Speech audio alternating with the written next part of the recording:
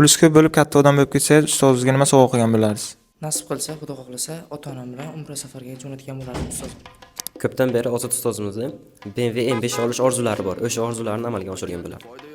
Agar men rus tilini o'rganib futbolchi bo'lsam, o'quv markazi ochib, ustozni shaqqa o'qituvchi qilgan bo'lardim.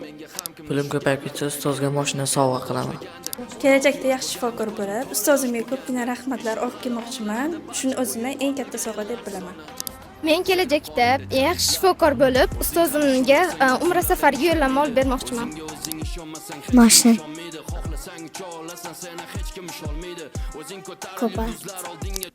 Puling ko'payib katta odam bo'lib ketsang, ustozingga nima berasan? Labo.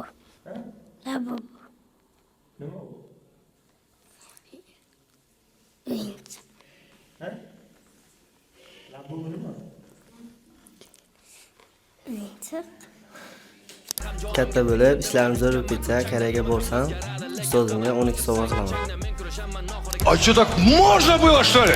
Agar topga olib Koreyaga borsam, Koreya davlatiga ustozimga 17 Pro Max jo'nataman orange rangidan.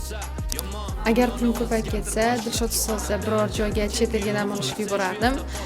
Chunki ertalabdan kechgacha markazda ishlaydilar, menimcha ko'proq dam olishlari kerak. Hozirda IELTSga tayyorgarlik ko'ryapman. IELTSdan 8,5 natijani qo'lga kiritsam, ustozimga iPhone 17 Max olib beraman. Kelasi yil nasib bo'lsa, IELTSdan 8 ball natijani qo'lga kiritsam, ustozim bilan birga Amerika Qo'shma Shtatlariga sayohatga boramiz.